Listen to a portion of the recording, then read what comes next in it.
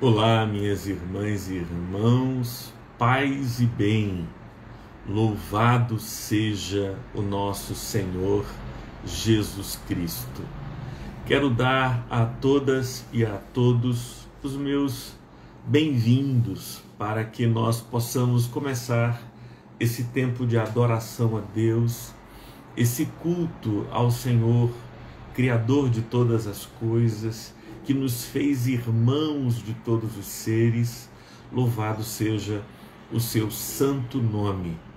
Meu nome é Martorelli Dantas, nós estamos no terceiro domingo após a Epifania e você é bem-vinda e bem-vindo nesta celebração da Paróquia Anglicana da Santíssima Trindade. A nossa paróquia é uma comunidade da Igreja Episcopal Anglicana do Brasil, ligada à Diocese Anglicana do Recife, que tem como bispo Dom João Câncio Peixoto.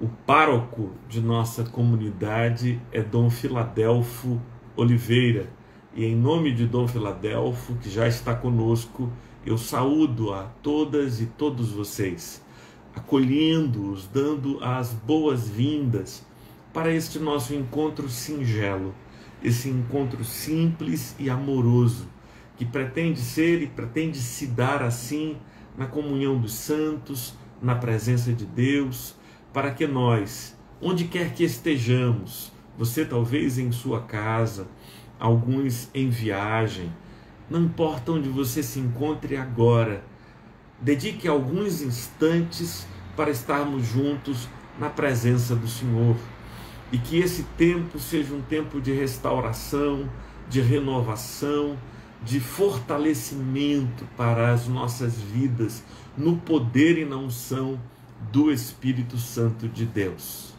Saudações a todas as pessoas queridas, a paz de nosso Senhor Jesus Cristo, diz Dom Filadelfo a todas as irmãs e irmãos. Vamos orar juntos? Ó Deus eterno, é uma alegria podermos estar juntos na Tua santa presença. Te pedimos, Senhor, que recebas este culto que somente a Ti oferecemos. E que, ó Senhor, esse tempo de adoração a Ti, de louvor ao Teu nome, seja para nós um tempo de cura, de renovo, de restauração, um tempo, Senhor, de nos levantarmos do estado em que temos nos encontrado para começarmos contigo um novo tempo cheio de bênção, de luz, de vida e de unção do Teu Espírito Santo. É assim que te pedimos, em nome do nosso Senhor Jesus Cristo. Amém. Amém. Eu gostaria de consultar as irmãs e irmãos se vocês me escutam claramente, me veem claramente, porque hoje, por alguma razão, a gente está sem a rede Wi-Fi e eu estou transmitindo utilizando a rede 4G. Então, eu queria que vocês me dessem um feedback de como é que está chegando aí para vocês, som e imagem, se está tudo bem, se não está travando, se está tudo rolando como deve rolar. Tá ótimo? Ah, meu irmão Gessione, que já está aqui conosco, louvado seja o Senhor por sua presença, reverendo. Paz e bem. Gostaria de lhes convidar, meus irmãos, para que nós olhemos para dentro de nós mesmos num tempo de confissão.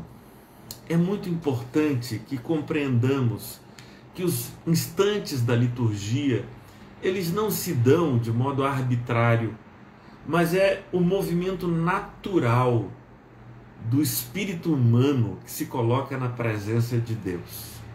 Primeiro, nós reconhecemos a presença de Deus, afirmamos esta presença, a sua santa e augusta presença. Mas o segundo movimento, depois de reconhecermos que Deus está conosco, está entre nós, é olharmos para dentro de nós mesmos e reconhecermos o nosso pecado, a nossa inadequação, a nossa condição de pequenez diante da santidade, do poder e da glória de Deus. Quando nós olhamos para dentro de nós mesmos e discernimos aquilo que em nós pelo poder do Espírito Santo, compreendemos. Precisa ser retirado de nossa vida, precisa ser confessado, expurgado, despojado, retirado de nós. Quando nós discernimos isso, então nós nos habilitamos para confessar esses pecados a Deus. Este é um passo importante, e mais importante até do que esse momento de confissão de pecados é a apropriação do perdão divino. É a apropriação da consciência de que o Senhor nos perdoou, de que Ele zerou a nossa conta, que na cruz do Calvário os nossos pecados foram perdoados e nós podemos nos aproximar de Deus sem medo, sem constrangimento, sem qualquer detenção. E deste modo, podendo nos aproximar de Deus dessa maneira, nós então podemos aprender aos seus pés. Por isso, o terceiro momento será aquele momento das leituras que faremos juntos, e a partir dessas leituras, buscando da parte do Senhor crescimento, discernimento, compreensão. Então, o que eu gostaria de pedir a vocês é que agora, por alguns instantes, aí, nesse canto em que você se encontra, como eu farei aqui também, a gente olhe para as nossas vidas. E talvez seja até interessante fechar os olhos, se você não estiver dirigindo, obviamente. Mas fechar os olhos para parar de olhar para fora e abrir os olhos de dentro para discernir dentro de nós aquilo que convém deixar, abandonar, para melhor glorificar ao Senhor e melhor nos tornarmos instrumentos em suas mãos para a sua honra e glória. Louvado seja o nome do Senhor Jesus Cristo. Vamos fazer isso? Vamos orar?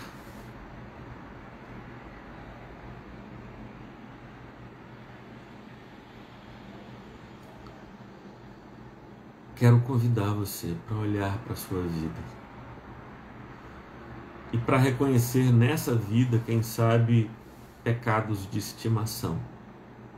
Pecados que se tornaram tão comezinhos, tão frequentes, tão habituais, que você nem mais tem olhado para eles como pecados. Mas se o Espírito Santo de Deus, agindo em tua vida nesta manhã, te faz compreender esta conduta, esta relação como pecaminosa, então, por amor do Senhor, renuncie àquilo que é desamor para ter acesso ao grande amor do Pai. E eu quero dizer a você que eu estou convencido que isso, sim, vale a pena. Para desfrutar plenamente do amor do Pai, da comunhão com o Senhor, para abrir o coração e deixar o Espírito Santo te encher completamente. Sim, toda troca é pequena. E eu relembro a parábola que, contada por Jesus, nos fala de um homem que era uma pessoa que procurava grandes tesouros. Ele era um colecionador de pérolas e pedras preciosas. E um dia ele encontrou uma joia de grande valor. E foi, vendeu tudo o que tinha e comprou aquela joia. A joia de grande valor é a comunhão com Deus e a verdade do Evangelho. E tudo que é vendido em favor de adquirir essa joia é um excelente negócio, vale a pena. Mas essa é apenas uma metáfora, porque o que é realidade é que nós somos cativados pelo amor de Deus. E quando cativados por esse amor, somos atraídos para Deus. E fruto desta atração para Deus, relativiza-se todo outro valor, todo outro velho e pequeno amor. E então, capazes, pelo próprio Espírito Santo que realiza em nós tanto a consciência do pecado quanto a realização do perdão em nossas vidas, nós mudamos a nossa forma de viver. Que Deus realize isso tanto em mim quanto em você. Confessemos humildemente os nossos pecados a Deus Todo-Poderoso. Vós que verdadeira e sinceramente vos arrependeis de vossos pecados, estais em caridade com o vosso próximo, e resolvidos a levar vida nova, andando pelo caminho do Senhor, aproximai-vos com fé, fazei vossa confissão a Deus Todo-Poderoso, e confiantes no seu perdão, participemos da Santa Comunhão, comunhão que é dele e nele se realiza. Onipotente Deus, nosso Pai, reconhecemos e confessamos nossos muitos pecados, que temos cometido por pensamentos, palavras, obras e omissões, contra ti, contra o nosso próximo e contra nós mesmos. Concede-nos o verdadeiro arrependimento e, por amor de teu Filho, nosso Senhor Jesus Cristo, perdoa-nos todo o passado e dá-nos a graça de te servir com alegria, para a honra e glória do teu nome. Amém. Nesse momento que nós acabamos de confessar os nossos pecados, nós somos chamados para um outro instante que é também muito importante. Se você foi levado pelo Espírito Santo de Deus a confessar os seus pecados, louvado seja Deus. Agora, tão importante quanto confessar os pecados é receber com fé e pela fé a absolvição dos nossos pecados, para que silencie toda a voz de acusação. Porque há muitas vozes que nos acusam do nosso passado. E eu posso citar pelo menos 3 vozes que podem nos acusar continuamente. A primeira voz é a voz da nossa própria consciência. A nossa própria consciência que maliciosa e traiçoeiramente fica nos lembrando os erros que cometemos no passado, que já confessamos e que já abandonamos, mas que continua a nos acusar. Então a voz da consciência é a primeira voz. Agora, agindo de modo sutilíssimo e espiritual, tem uma segunda voz que eu vou chamar aqui de a voz do diabo, que também é acusador, é adversário de nossas almas, que não quer a nossa plena comunhão com Deus, que não se alegra na nossa santidade restaurada pelo poder do Senhor. Então, a segunda voz é a voz do diabo. E a terceira voz é a voz das pessoas, a voz do povo, as vozes dos acusadores, daqueles que sentem prazer em relembrar as nossas falhas. E todas estas vozes devem se calar. E nós devemos nos apropriar da absolvição pela fé e, deste modo, fazer cessar, fazer calar toda outra voz, toda voz acusadora. Então, meu convite a você, minha irmã e meu irmão, é que você receba agora a absolvição dos pecados e que tudo aquilo que nós, neste instante, decidimos abandonar por amor a Deus, seja rompido o laço completamente e que as águas do esquecimento levem para longe de mim e longe de você tudo isso. Deus onipotente, nosso Pai celestial, que por sua grande misericórdia promete o perdão a todos quantos, com sincero arrependimento e viva fé, a Ele se convertem, vos perdoe e liberte de todos os vossos pecados, vos confirme e fortaleça em todo o bem, e vos preserve no caminho da vida eterna, mediante Jesus Cristo, nosso Senhor. Amém. Louvado seja Deus. Nós estamos livres, prontos agora para receber do Senhor toda a palavra, todo o ensino, toda a instrução, toda a força que precisamos para render-lhe graças e glorificar e louvar o seu nome. Escrevi esses dias em minha página no Instagram e no Facebook a seguinte afirmação: nós podemos servir a Deus em qualquer lugar. Servir a Deus é algo que se faz principalmente fora das 4 paredes da igreja. Nós podemos adorar a Deus e aprender sobre Ele em qualquer lugar. Em casa, você pode pegar a sua Bíblia, numa escola bíblica, num seminário, em qualquer lugar, você pode adorar a Deus e aprender sobre Ele. Então, se é assim, se eu sirvo a Deus fora das 4 paredes da igreja, se eu aprendo sobre Deus e glorifico o seu nome também, não necessariamente dentro da igreja, qual é a utilidade e a importância da igreja? E eu respondo com toda clareza, e é por isso que nós temos a tua presença aqui conosco neste encontro virtual. A igreja é útil para que nós fortaleçamos os irmãos enfraquecidos e sejamos também fortalecidos. Esta é a utilidade da igreja.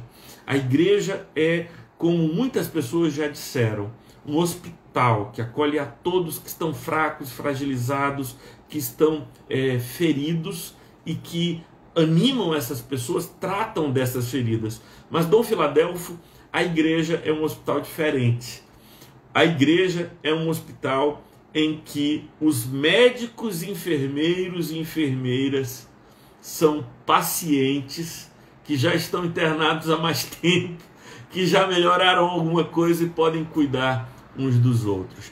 Há um só médico supremo e verdadeiro na igreja, que é Jesus Cristo.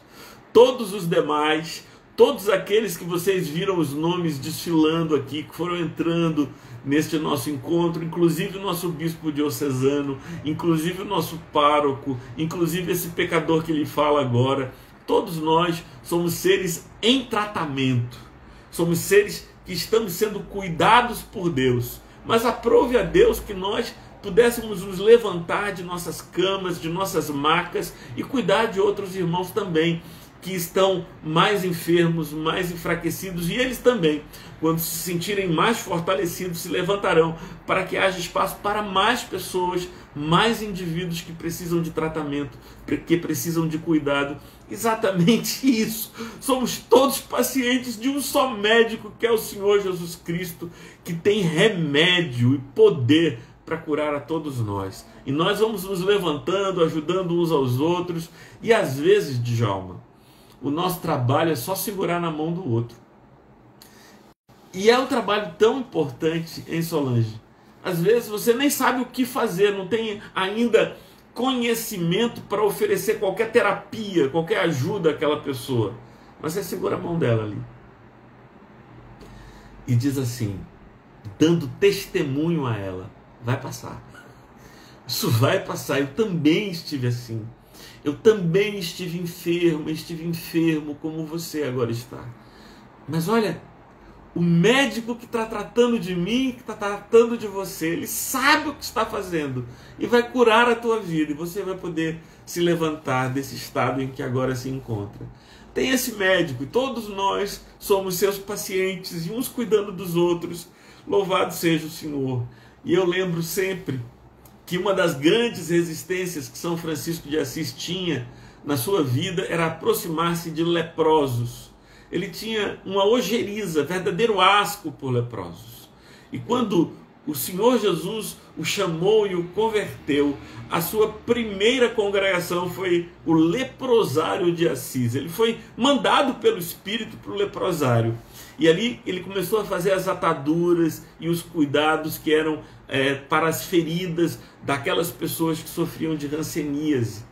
E assim Deus tirou do coração qualquer receio, qualquer medo, qualquer ojeriza por aquelas pessoas enfermas, porque Francisco percebeu que ele mesmo era um ser enfermo e decidiu aproximar-se dos seus irmãos leprosos. E nunca mais na vida de Francisco ele encontrou ninguém a quem não pudesse chamar de irmão. Nunca mais ele encontrou alguém a quem não pudesse chamar de irmão. E quando todos chamavam ladrões que assaltavam os bosques, e ele dizia, os irmãos ladrões, eu achou lindo, os irmãos ladrões. E quando ele soube de que um lobo estava atacando as pessoas durante a viagem, ele chegava e disse, irmão lobo, e conversa com o irmão lobo. Não é? Então, ele chama o sol de irmão sol e a lua de irmã lua. Todos os seres criados por Deus são meus irmãos. E, por vezes, Deus me dá a graça de cuidar deles. Eu não sei se você sabia disso, Edila, mas Francisco, quando orientou a criação das hortas lá no mosteiro em Assis, ele determinou que deveria haver um espaço para ervas daninhas. E que não fosse cultivado toda a terra, não. Tinha que ter um espaço para a erva daninha crescer, porque as irmãs ervas daninhas também tinham o direito de existir e de proliferar. Eu não compreendo. Mas Francisco tinha esse discernimento divino, e ele está disponível a todos nós, a mim e a você. E eu quero fazer a primeira leitura de hoje, que é do Salmo 19. Esse é um salmo nesse mesmo espírito que a gente está aqui envolvido. É um salmo que afirma a intencionalidade de tudo quanto Deus criou para adorar o seu nome. Se você tiver uma Bíblia aí na tua casa, abra a sua Bíblia no Salmo 19. Se não tem, se não está fácil, porque muitas pessoas têm Bíblias no celular e o Instagram não permite que a gente utilize o celular para fazer outra coisa enquanto estamos ouvindo. Então, escute apenas a leitura que farei do Salmo 19. É assim que está dito. Salmo de Davi. Os céus proclamam a glória de Deus, e o firmamento anuncia as obras das suas mãos. Um dia discursa a outro dia, e uma noite revela sabedoria a outra noite. Não há linguagem, não há palavras, e deles não se ouve nenhum som. No entanto, por toda a terra se faz ouvir a sua voz, e as suas palavras, as palavras do firmamento, as palavras de tudo quanto Deus criou, que proclamam a glória de Deus, estas palavras se fazem ouvir até os confins do mundo. Aí pôs uma tenda para o sol, que é como um noivo que sai dos seus aposentos e se alegra, como um herói a percorrer o seu caminho. Principia numa extremidade dos céus, até a outra vai o seu percurso, e nada pode esconder de seu calor. A lei do Senhor é perfeita e restaura a alma. Por favor, preste atenção a esta parte do Salmo, porque você vai tirar da cabeça completamente a ideia de que aquilo que procede de Deus é punição, é condenação contra mim. Aquilo que procede de Deus, a palavra do Senhor, tem outras intenções na tua vida. E as intenções da palavra do Senhor na tua vida é te levantar, é restaurar a tua alegria, é restaurar os teus sonhos, é restaurar a tua plena felicidade, é te dar, Carol, aquilo que Jesus chamou de vida transbordante, de vida abundante, ou ainda de vida eterna. Então escuta bem essas palavras agora do Salmo 19. A lei do Senhor é perfeita e restaura a alma. O testemunho do Senhor é fiel e dá sabedoria aos simples. Os preceitos do Senhor são retos e alegram o coração. O mandamento do Senhor é puro e ilumina os olhos. O temor do Senhor é límpido e permanece para sempre. Os juízos do Senhor são verdadeiros e todos igualmente justos. São mais desejáveis do que o ouro, mais do que o muito ouro depurado. Eles são mais doces do que o mel e que o destilar dos favos. Além disso, por ele se admoesta o teu servo, e em os guardar a grande recompensa. Quem há que possa discernir as suas próprias faltas? É a pergunta de Davi. Quem há que seja capaz de compreender, olhando para si mesmo, todas as suas contradições? Quem há que possa discernir as próprias faltas? E disse Davi, eu faço eco com a voz dele, absolve-me das que me são ocultas. Perdoa-me daquelas faltas que, em decorrência da dureza de meu coração, eu não consigo compreender. Absolve-me das que me são ocultas. Também da soberba guarda o teu servo. Ó Senhor, essa é a minha oração. Da soberba guarda o teu servo. Soberba é o resultado do nosso esquecimento de que todo o bem que ocorre em nossas vidas, seja espiritual ou material, procede de Deus. Nada é algo que vem de nós fruto de alguma competência extraordinária da nossa parte. Todas as dádivas, todas as bênçãos procedem de Deus. E aí continua o texto.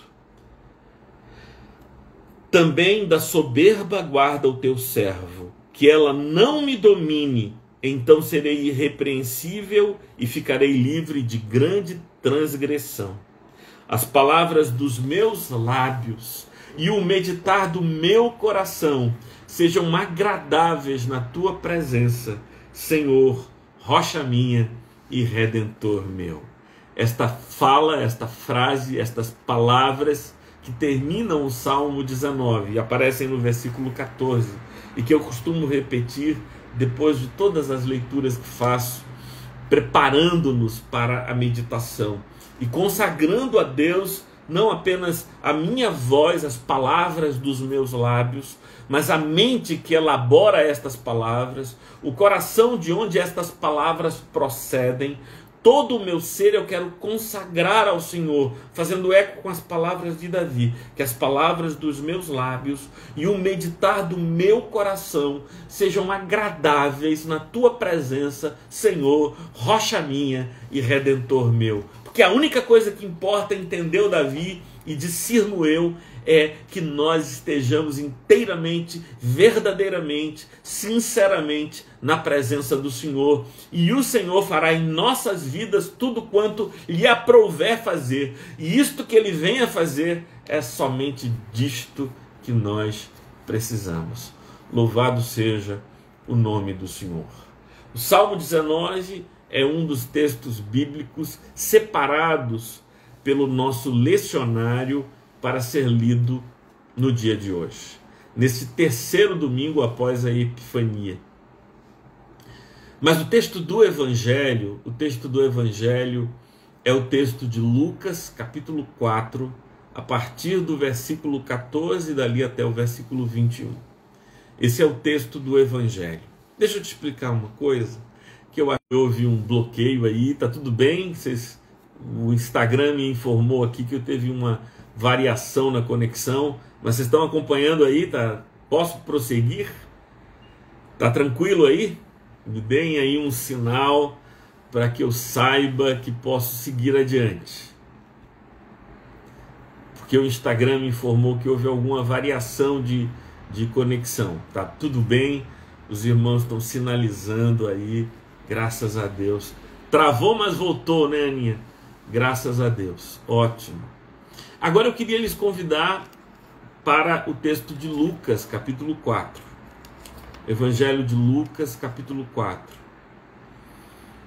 Meus irmãos, nem todos os pregadores são assim. Eu sou. A maioria das mensagens que eu prego, e aí eu já quero que a gente ganhe essa intimidade, a maioria das mensagens que eu prego tem a ver com necessidades que eu tenho.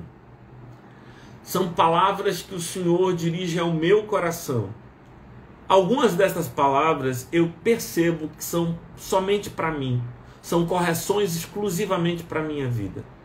Algumas dessas palavras elas são em primeiro lugar para a minha vida, mas também para a vida de outras pessoas. Eu suponho que estas palavras podem ser úteis a outras pessoas e não somente a mim. Este é o caso da palavra de hoje. Eu jamais preguei um sermão, e este ano eu vou completar 31 anos de ministério pastoral. Este ano. Eu jamais preguei um sermão que fosse somente para os outros. Nunca. Todo sermão, toda mensagem, toda proclamação, ela é uma mensagem primeiro para mim. E é como se eu pudesse pregar a palavra e fosse um cara sentado na primeira cadeira, o primeiro banco da igreja. Ou seja, eu estou pregando em primeira pessoa para ver se o meu próprio coração se converte a Deus. E quem sabe, além do meu coração convertido a Deus, também o coração de outras pessoas sejam tocadas pelo mesmo Espírito Santo a quem eu clamo que toque no meu coração. Então, entenda isso. Hoje nós vamos falar sobre a crosta da hipocrisia, que é a grande tentação da vida religiosa. Quando eu falo de vida religiosa, ela é diferente de vida espiritual. Porque é possível ter uma vida espiritual sem uma vida religiosa. Por exemplo, é possível ter tempo com Deus, de estudos, de oração, e isso é maravilhoso, e todos nós devemos ter uma vida espiritual. Mas essa vida espiritual, por vezes, nos convoca, nos conclama a desenvolvermos uma vida religiosa. E qual é a diferença entre a vida espiritual e a vida religiosa? É que a vida religiosa obedece ritos. A vida religiosa prescreve encontros, convivências, o estar junto com outras pessoas para socorrê-las e ajudá-las. Nós, mantendo aquele exemplo que nós havíamos dado do hospital, nós podemos estar internados em um quarto, isolados dos outros, e sermos tratados por Jesus. Mas no momento em que nós estivermos recuperados, o Senhor Jesus vai nos tirar do quarto e nos mandar para a enfermaria. E lá na enfermaria, nós vamos para lá porque estamos bem, porque estamos melhores e para que possamos tratar de outras pessoas, cuidar de outras pessoas. Porque esta é fundamentalmente a nossa vocação. Então, essa relação com as outras pessoas, ela vai acontecer na vida religiosa, ela não acontece na vida espiritual. A vida espiritual é o combustível para a vida religiosa. E a vida religiosa, ela é importante. Não apenas na perspectiva cristã católica, ou cristã protestante, ou cristã ortodoxa, mas aquilo que os budistas chamam de sangha, de comunidade. A palavra sangha em sânscrito significa comunidade. Então, também os budistas são chamados para viverem em comunidade. Os islâmicos, os hindus, enfim, todas as tradições religiosas remetem o indivíduo para a comunidade, para a vida de trocas, para a vida de interação. Então, deixa eu te dizer, hoje costuma-se falar das pessoas desigrejadas, né?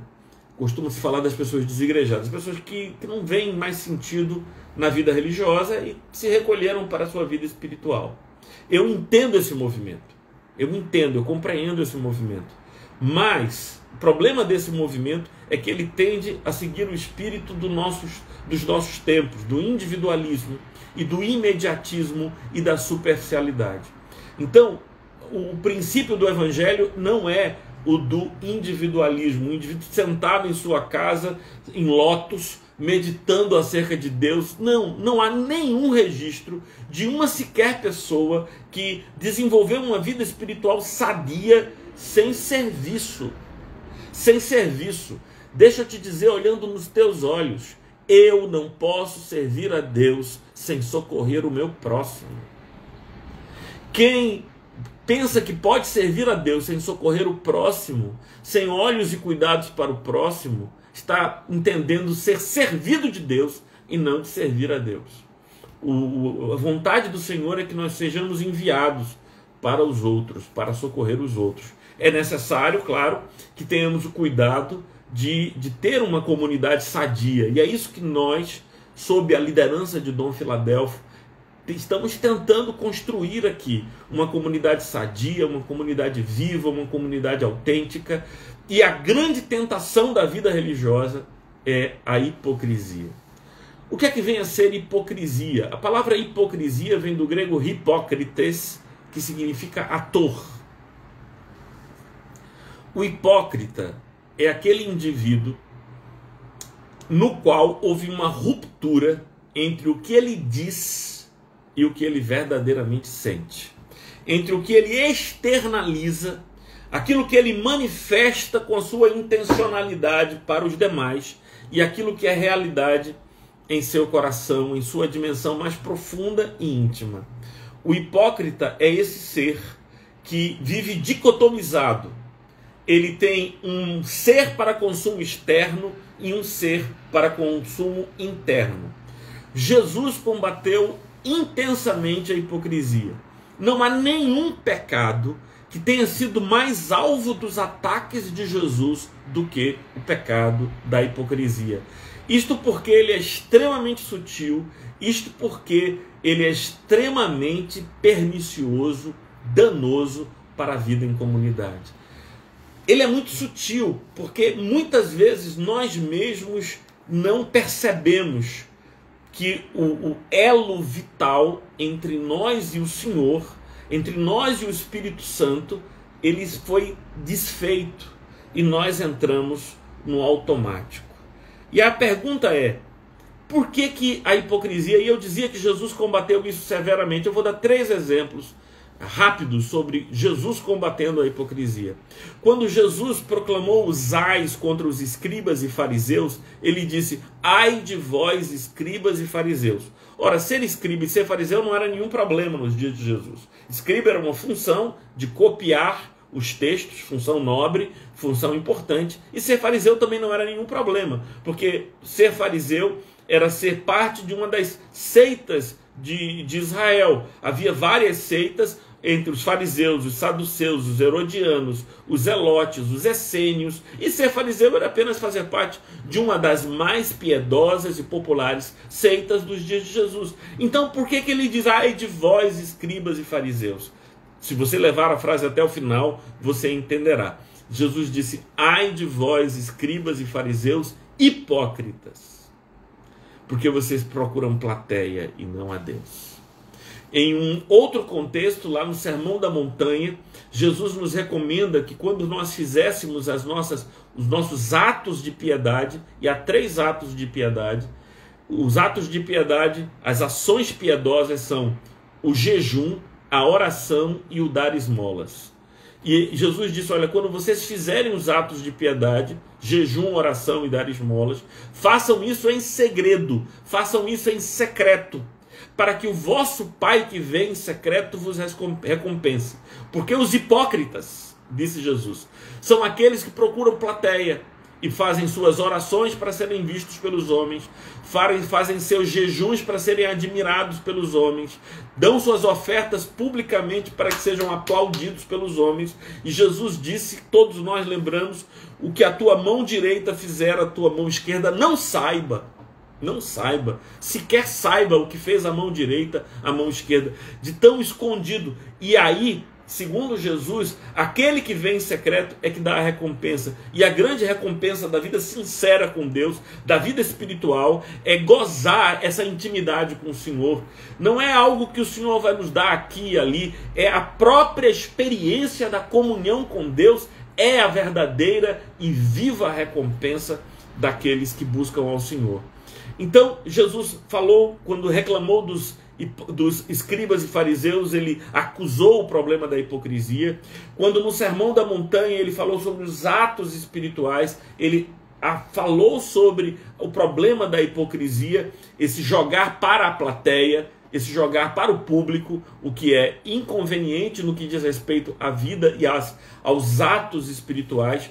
Em terceiro e último lugar, para mencionar isso, quando Jesus compara os religiosos a sepulcros caiados. Sepulcro caiado é uma figura inventada por Jesus e que se adequa muito à vida religiosa. Veja, não é toda a vida religiosa, mas é a vida religiosa, e a minha vida religiosa é assim, ela tende à hipocrisia. Manassés, essa figura do sepulcro caiado, ela tem a ver com o seguinte: quando você vai no cemitério, alguns túmulos são muito bem cuidados. E eles estão caiados, né? Pintados de branco. E aparentemente belíssimos. Eles estão limpos. Mas se há um túmulo, dentro dele o que há é morte e podridão. Então a figura do sepulcro caiado, que é uma figura criada por Jesus e dita por Jesus contra a vida religiosa marcada pela hipocrisia, é isto. É porque do lado de fora, no discurso, na fala, o que se percebe é beleza e limpeza. Mas por dentro, no profundo do ser, o que existe é morte e podridão. É aquilo que eu estou externalizando, não é consistente com aquela realidade interior. E qual é o grande problema disso? Eu poderia continuar falando aqui do publicano e do pecador que sobem ao templo. Jesus está sempre condenando a hipocrisia, né? Da pessoa que não olha para a sua realidade íntima. E qual é o problema da hipocrisia? O problema da hipocrisia é porque a gente acaba, por causa dela, não tratando nossas dores, não lidando com nossas feridas, não colocando diante de Deus aquilo que nós somos. E assim nós não somos curados e ainda impressionamos tolos que olhando para nós nos supõem maior do que qualquer um. Nós não somos. Que é isso que não queremos ser, é diante do Senhor. São pacientes de Deus, enfermos do hospital do reino de Deus, cuidando uns dos outros. Ninguém aqui está curado, ninguém aqui é são, ninguém aqui pode abrir a porta e ir embora e dizer agora eu tô curado. Não, nós somos assim, e aquele que abrirá a porta da nossa cura será o Senhor quando nos levar para a glória. Aí está resolvido, aí está. Mas e qual é a periculosidade, né? Por que isso é tão sutil? Por que a hipocrisia é um mal tão sutil? Em primeiro lugar, isso se dá... Aguarda aí, viu, Gessione? As 5 razões pelas quais a hipocrisia ela penetra em nossas vidas e destrói a nossa vida espiritual e contamina a nossa vida religiosa. Em primeiro lugar, é porque a vida religiosa continua funcionando do mesmo jeito.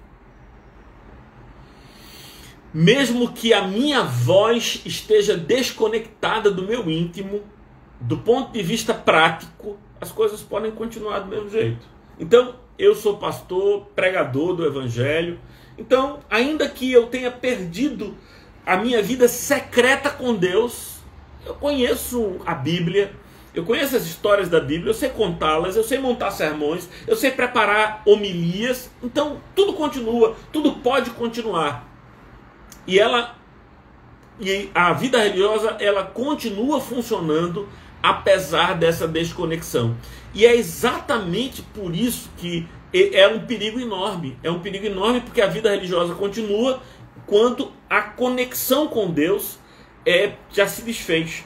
Em segundo lugar, a hipocrisia é uma grande tentação para a vida religiosa, porque é muito difícil romper com o personagem. Romper com o personagem. A gente cria um personagem, e esse personagem é inicialmente algo que surge naturalmente, é verdadeiro e todo mundo aprende a lidar com ele, mas de repente ele pode se perder. Imagine o constrangimento, né, de alguém que é muito sincero, intensamente sincero. Eu me lembro de um irmão, a gente era pastor na mesma igreja, e nós éramos pastores auxiliares, e de repente eu encontrei um irmão e ele estava muito triste, muito abatido. Nós tínhamos tido um desentendimento e tal. Eu fiquei chocado com aquilo, eu fiquei chocado com como é que você vai assim, se manifesta publicamente triste. Porque eu tinha já aprendi desde muito cedo. Eu fui ordenado ao ministério pastoral com 23 anos. Então eu aprendi muito cedo que a gente tem que... Vai pregar, vai para o púlpito, vai para a igreja, bota a cara ali e sorri e tal para todo mundo. E aquele irmão que ia indo para o culto triste, porque eu e ele havíamos brigado antes. E eu chamei para ele e disse assim: olha, me perdoe por aquilo, e ver o teu rosto triste me dói mais do que toda a razão que eventualmente eu pudesse ter.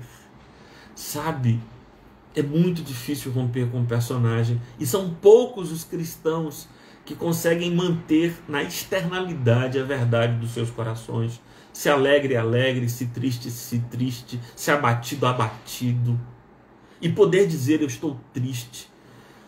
Meus irmãos, Eliane, pensa quantos pastores seriam capazes, Tuane, quantos pastores seriam capazes de dizer o que Jesus disse a Pedro, Tiago, André e João lá no jardim do Getsemane. Ele disse aos seus amigos, 4 pessoas: orem por mim, porque eu estou angustiado até a morte. Dom Filadelfo, quantos o senhor conhece que reuniriam a liderança da sua igreja para dizer: olha, eu estou abatido, minha alma está quebrada, eu tenho diante de mim uma situação, eu estou angustiado até a morte. E por favor, eu peço a vocês que orem comigo. É muito difícil romper o personagem. E eu estou falando de casos de líderes, mas também o personagem do crente.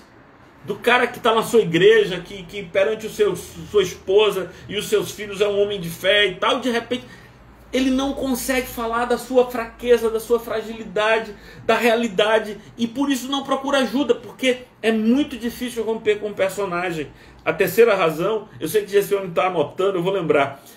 Primeira razão, porque continua funcionando apesar de ter rompido o elo entre o íntimo e o externo. Em segundo lugar, porque é difícil romper com o personagem. Em terceiro lugar, porque nós tornamos-nos escravos dos compromissos morais que assumimos. Nós viramos escravos. Às vezes não são apenas compromissos de natureza moral, às vezes são compromissos de natureza financeira. Durante um tempo da minha vida eu fui pastor de uma grande igreja, e as contas da igreja que eu tinha que ir pagar, aquilo era uma máquina com despesas, compromissos com outras igrejas, missões, diocese, tudo. A gente tinha que fazer por mês 30 mil reais. Isso há 15 anos atrás, equivaleria hoje a 50 mil reais. Então, eu era o líder daquela máquina que produzia esses recursos.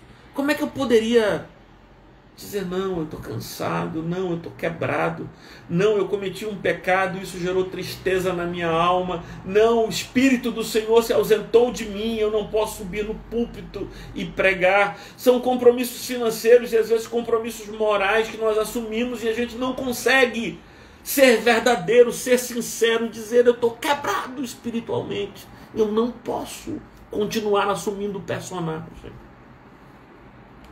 E aí a gente vai e faz, mas a verdade se perdeu em nós. A verdade se perdeu em nós. Como as pessoas admiram a imagem que constroem de nós, e a nossa fisicalidade é apenas o pretexto para que elas preservem essa idolatria, então tudo bem, o ídolo continua ali, à disposição delas, mas o ser mesmo, este não importa para a maioria das pessoas. Por isso, a vida religiosa, às vezes, e é interessante, ela às vezes constrói crostas de hipocrisia. Eu usei essa expressão crostas de hipocrisia, porque é como se camadas sobrepostas de hipocrisia, que é tão difícil, porque exige quebrar tudo isso para encontrarmos a nossa essência, e o que eu peço a Deus é que nos conduza a essa essência que nós precisamos reencontrar e redescobrir. Em quarto lugar, porque a sinceridade aponta para um lugar incerto, escuro e ignorado. A gente não faz ideia de como as pessoas vão reagir se formos sinceros. E a gente tem medo da reação das pessoas. Se a gente for sincero para com elas, se dissermos das nossas fraquezas, das nossas fragilidades, a gente tem medo. Medo de que elas reajam desta ou daquela maneira. Nós já perdemos a unção do Espírito, já perdemos a conexão com Deus, já perdemos a paz da alma, mas temos medo de perder a admiração das outras pessoas.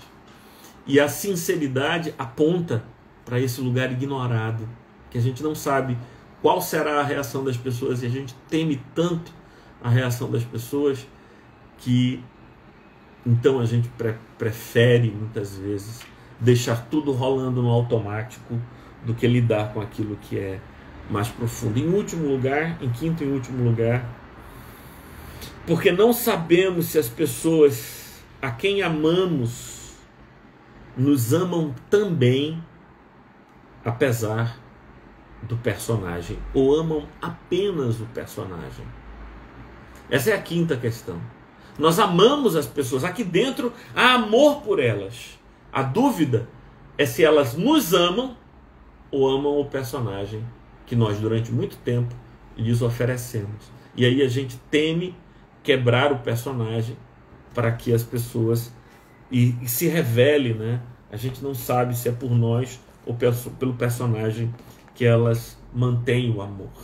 E a pergunta é, bom, mas Martô, me diga uma coisa, o que é que tudo isso tem a ver com Lucas capítulo 4, esse texto que você nos propôs, e que eu nem cheguei a ler ainda, porque eu quis fazer esse longuíssimo preâmbulo para nos situar para o problema da hipocrisia. Esse problema que é um problema latente. Então deixa eu te situar o que é que aconteceu no capítulo 4. No início do capítulo 4, depois de ter sido batizado por João, Jesus é levado pelo Espírito Santo de Deus ao deserto, onde ele é tentado de todas as formas. As 3 tentações registradas nos evangelhos são apenas exemplos das muitas tentações que Jesus sofreu. Depois das tentações, ele retorna para a Galiléia. Esse, para mim, é um movimento extremamente importante. Jesus sai da Judéia, onde seria estratégico vivenciar seu ministério. Lá ele já havia encontrado um grande grupo de discípulos, porque João transferiu para ele um grande grupo de discípulos ao dizer: eis o Cordeiro de Deus que tira o pecado do mundo, a ele segui. Ou seja, quando Jesus diz a ele, quando João Batista disse a ele segui, estava transferindo para Jesus os discípulos que estavam na Judéia. Então Jesus poderia continuar na Judéia, mas ele vai à procura de si mesmo. Ele retorna ao seu lugar mais íntimo e é ali que ele quer experimentar. Então acompanha comigo.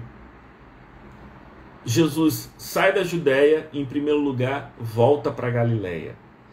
Na Galiléia, ele volta para Nazaré. E em Nazaré, ele vai à sinagoga. Percebe o processo de intimidade, de aprofundamento de Jesus e de retorno ao encontro consigo mesmo? Ele da Judéia passa toda a Samaria, atravessa a Samaria, volta para a Galiléia, e na Galiléia ele não vai para Cafarnaum ou Tiberíades, cidades muito mais importantes, ele retorna para a cidade em que ele crescera, a cidade de Nazaré. É por isso que ele é chamado Jesus de Nazaré, porque ele cresceu na cidade de Nazaré. Ele volta para a cidade, que é a cidade onde ele cresceu, e na cidade ele procura a sinagoga, e na sinagoga é que vai acontecer o texto que eu leio para vocês. Então Jesus, no poder do Espírito, voltou para a Galiléia, Lucas 4,14. E a sua fama correu toda aquela região, e ensinava nas sinagogas, sendo elogiado por todos. Jesus foi para Nazaré, onde havia sido criado. Num sábado, entrou na sinagoga, segundo o seu costume, e levantou-se para ler. Então lhe deram o livro do profeta Isaías, e abrindo o livro, achou o lugar onde está escrito. Isso que Jesus leu está escrito na nossa organização hoje do livro de Isaías, no capítulo 61 do livro de Isaías. E as palavras que ele leu no capítulo 61 do livro de Isaías foram estas: o Espírito do Senhor está sobre mim, porque ele me ungiu para evangelizar os pobres, enviou-me para proclamar libertação aos cativos e restauração de vista aos cegos, para pôr em liberdade os oprimidos e proclamar o ano aceitável do Senhor. Tendo fechado o livro, Jesus o devolveu ao assistente e sentou-se. Todos na sinagoga tinham os olhos fixos nele. Então Jesus começou a dizer, versículo 21, hoje se cumpriu a escritura que vocês acabam de ouvir. Então Jesus retorna não apenas a Galiléia, retorna a Nazaré, retorna à sinagoga de Nazaré, e é lá na sinagoga de Nazaré que ele retorna ao livro. E esse é um sonho que depois eu vou compartilhar com vocês. E havia na tradição bíblica do Novo Testamento uma forma clara de separar a palavra revelada de Deus e o comentário dos homens. Quando se lia a palavra de Deus, o leitor ficava de pé. Quando ele terminava de ler a palavra de Deus, ele se assentava. E ele pregava sentado. Jesus sempre pregou sentado, porque assim manifestava-se claramente que era o comentário dele acerca das coisas que haviam sido lidas. Mas agora ele se assenta para dizer, hoje se cumpriu a palavra desta profecia. Porque eu sou o ungido do Senhor, eu sou aquele sobre quem está o Espírito Santo de Deus. Meus irmãos, deixa eu dizer a vocês que o que há de mais precioso nesta vida, mais precioso do que o ouro, mais precioso do que a fama, mais precioso do que qualquer bem que possam lhe dar, é a comunhão com o Senhor, é a intimidade com Deus, é a unção do Espírito Santo de Deus. Nós devemos buscar a mesma unção que estava sobre Jesus e que desceu sobre ele no dia do batismo, e que sobre nós seja dita esta mesma palavra: este é o meu filho amado, nele eu sinto prazer, porque nós somos discípulos de Jesus, seguidores do Senhor Jesus de Nazaré. Nós não merecemos o nome de discípulos se não o perseguimos, se não andamos atrás dele, se não buscamos aquilo que ele valorizava. E foi por isso que Jesus disse: não acumuleis para vós outros tesouros sobre a terra, onde ladrões escavam e roubam, onde a traça e a ferrugem corroem. Acumulai para vós outros tesouros nos céus, onde os ladrões não escavam nem roubam, onde a traça e a ferrugem não pode destruir. E ele disse de modo peremptório, poderoso: porque onde estiver o teu tesouro, estará o teu coração. Onde está o teu tesouro? Se o teu tesouro é o ouro e a prata, se o teu tesouro é a boa fama, essa vai ser a tua preocupação. Se o teu tesouro é o Senhor, a relação com Deus, se você fez daquele que se assenta no trono o teu verdadeiro tesouro, você vai parar tudo na tua vida e vai buscar reatar essa relação com Deus, refazer essa comunhão com Deus, porque esse é o bem, é o único tesouro dessa existência. Então nada mais importa a opinião das pessoas, o apreço das pessoas, o aplauso de quem quer que seja, o benefício financeiro que ocupar um personagem, apresentar-se publicamente como tal possa lhe trazer. Nada disso importa se você perdeu a fonte de vida. E a fonte de vida é o Senhor. É a unção do Senhor, é a relação com o Senhor. E Jesus disse: hoje se cumpriu esta palavra, porque o Espírito do Senhor está sobre mim. O Espírito do Senhor está sobre mim, Ele quer estar sobre ti, sobre todos nós, que buscarmos romper com as crostras da hipocrisia e pararmos de achar que isso é uma questão banal, uma questão de só menos, e nos colocarmos avidamente à procura dessa íntima relação com Deus, dedicarmos tempo a essa relação com Deus. O meu conselho a você é: pare tudo o que você está fazendo. Pare todas as outras buscas acadêmicas, profissionais, todas as outras buscas relacionais e retorne a essa concentração em reatar a relação com Deus, em viver a verdade com Deus, em viver a intimidade com Deus, e uma palavra profética do Senhor vai se cumprir na tua vida. Disse Jesus lá em Mateus capítulo 6, o Senhor sabe de tudo quanto precisais antes que lhe o peçais, antes que vocês peçam a Ele. Busquem a Deus, ao reino de Deus e a sua justiça em primeiro lugar, e todas as outras coisas vos serão acrescentadas. Eu creio nessa palavra, e eu quero mover a minha vida nesta direção. Não mover a minha vida na direção das posses materiais ou de impressionar pessoas que hoje aplaudem e amanhã vaiam. Para mim vale o mesmo a vaia e o aplauso, o ter e o não ter. Eu quero é Deus, quero a minha comunhão com Deus, quero minha relação com Ele. E aí o texto nos diz que Jesus foi ungido pelo Senhor, e o Espírito Santo do Senhor estava sobre ele para fazer 5 coisas. E eu quero falá-las rapidamente. Em primeiro lugar, o Espírito do Senhor estava sobre ele para proclamar as boas novas aos pobres, para evangelizar os pobres. E aqui tem esse problema, Varejão, é a seguinte questão: eu devo interpretar isso literalmente ou figuradamente, né? Esse pobre é o pobre literal ou é o pobre figurado? Eu, à luz de todo o contexto de Isaías capítulo 61, eu tendo a interpretar isso de modo existencial e não de modo literal.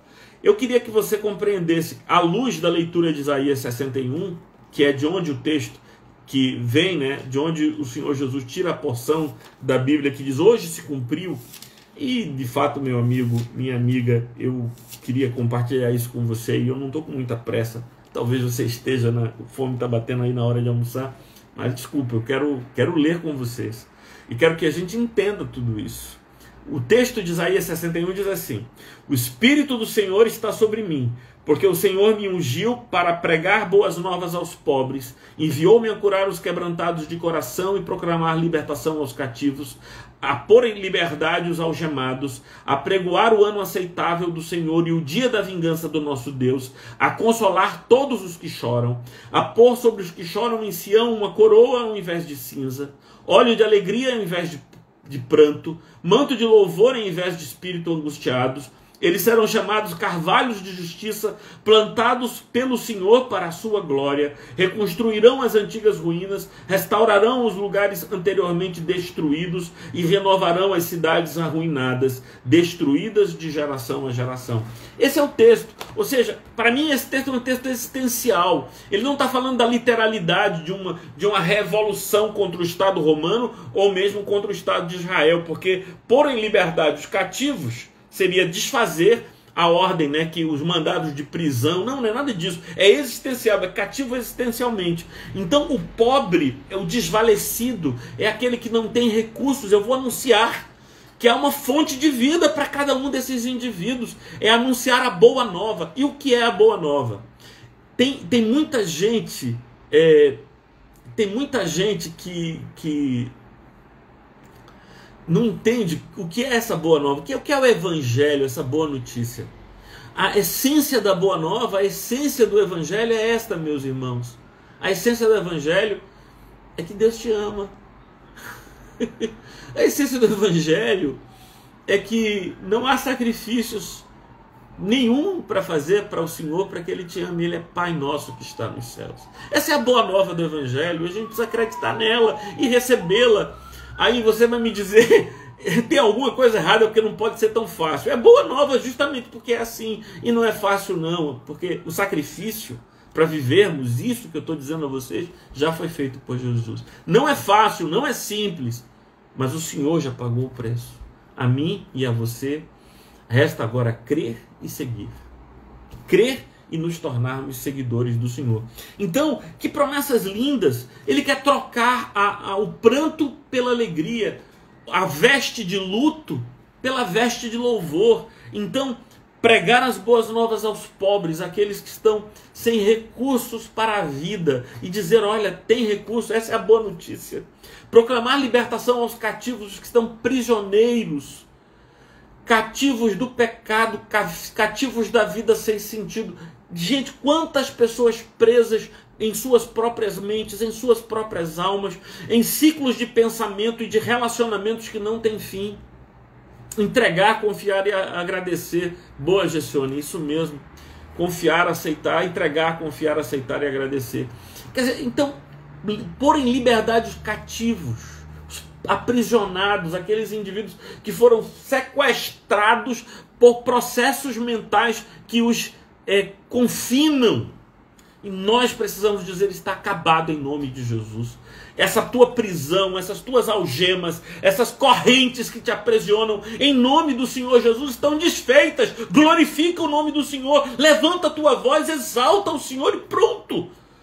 Pôr em liberdade os cativos, restaurar a vista aos cegos, para o Senhor nos ungiu para restaurar a vista aos cegos. Hoje eu gotejei colírio nos olhos de vocês, ao lhes dizer que o que importa nessa vida nem é a riqueza, nem é a fama, mas a comunhão com o Senhor. Foram gotas de colírio, para abrir os nossos olhos para ver o que importa, para discernir o que importa, para reconhecer, porque nós temos andado cegos. Temos andado cegos e estamos achando que estamos ligados ao trono de Deus e na verdade estamos apaixonados pelo ouro, pela prata, que apontam para esse trono, mas que não são o trono de Deus. Em quarto lugar, pôr em liberdade os oprimidos. Os oprimidos. E aí eu penso, Dom Filadelfo, o número de pessoas oprimidas pela religião. É impressionante. E aí, em primeiro lugar, eu quero acabar com essa religião opressora. Essa religião que não permite que as pessoas se manifestem como são, se aceitem como são. que colocam no lugar menor alguém porque é mulher. Ah não, você é mulher, não pode ocupar esse lugar aqui que só cabe homens. Isso é uma religião opressora e em nome de Jesus ela acaba. Essa religião que diz a pessoa que não, você ama um outro homem, ou uma mulher que ama outra mulher, não tem lugar para com Deus, Deus te odeia, tu és abominação para Deus. Em nome de Jesus, essa opressão tem que acabar. Jesus te ama, é teu pai, ele é melhor que teu pai. Se o teu pai e a tua mãe te aceitam, Deus te aceita ainda mais. Deus te aceita ainda mais. Então, acabar por em liberdade os oprimidos desse mundo. Deus tenha misericórdia desse bando de gente que fica dizendo que Deus está aqui e o diabo está em todo outro lugar que não é esse aqui. E então se tornam proprietários de Deus e de sua relação. É pôr em liberdade e dizer que chegou o tempo do Senhor. Proclamar o ano aceitável do Senhor significa dizer que esse tempo que estamos vivendo agora é o tempo do Senhor. Eu sei que já estouramos o nosso horário, me empolguei por aqui e eu quero dizer, olha, nenhuma restrição ao Espírito Santo de Deus. Deixa o Espírito Santo de Deus tocar a minha vida, tocar a tua vida. E eu que estou sozinho nessa sala, aqui me sinto completamente tocado por uma outra presença, que não é a presença de quem quer que seja, mas daquele que vive, daquele que está assentado no trono, daquele que manda o seu Espírito para ungir os seus filhos. Essa alegria eu quero que você conheça, eu quero que você experimente, e com esta força a gente saia para comunicar o amor de Deus a outras pessoas, em nome e para a glória do Senhor Jesus. Eu queria concluir dizendo o seguinte: nós somos como Jesus, agentes de transformação, de libertação, de restauração da alegria perdida para tantas pessoas. Eu queria muito que você pudesse comentar neste vídeo o que Deus está fazendo por você para restaurar a tua alegria perdida. E em conclusão dizer que os bons atores são amados ou odiados por causa dos personagens que interpretam. Talvez eles carreguem consigo sempre a dúvida de que se sou eu ou o personagem. Que nunca mais haja para você nem para mim a dúvida, sou eu ou o personagem. Que a gente busque viver a verdade, somente a verdade. E nesta verdade glorifiquemos o nome do Senhor. E que nessa verdade o Senhor nos cure, que nessa verdade o Senhor nos proteja, que nessa verdade o Senhor nos restaure. Em nome e para a glória do Senhor. E aí a gente termina tendo tempo para aqueles pedidos de oração. Eu vou fazer diferente, eu vou pedir para que você escreva nos comentários deste vídeo os seus pedidos de oração. Geralmente a gente coloca eles aqui, mas eu quero ter o tempo de lê-los e orar por você. Coloque, daqui a pouco esse vídeo estará disponível e nos comentários você coloca o seu pedido de oração, tá bom? Vamos orar? Senhor Deus, obrigado por tua graça e tua misericórdia em nossas vidas. Obrigado, Senhor, porque há tanto de Ti disponível para todos nós. E nós queremos a Ti, não queremos manter nenhum personagem, não queremos manter nenhuma figura exterior, não quero ser sepulcros caiados, pintados de branco, mas que na verdade são morte e podridão. Ah, Senhor, cura-nos, restaura-nos, trabalha em nossas vidas e glorifica o Teu nome pela nossa transformação. É isso que te pedimos, em nome do Teu Filho Jesus Cristo. Amém. E que o Senhor esteja à tua frente para te mostrar o caminho certo. Que o Senhor esteja ao teu lado para te abraçar e te proteger. Que o Senhor esteja atrás de ti para evitar que homens maus te armem ciladas. Que o Senhor esteja junto de ti para te amparar quando caíres. Que o Senhor esteja dentro de ti para te animar quando estiveres triste. Que o Senhor esteja acima de ti para abençoar-te. Assim te abençoe e te proteja o misericordioso Deus Pai, Filho e Espírito Santo, que te envia agora para transformar o mundo em seu nome. Paz e bem a todos vocês. Amém.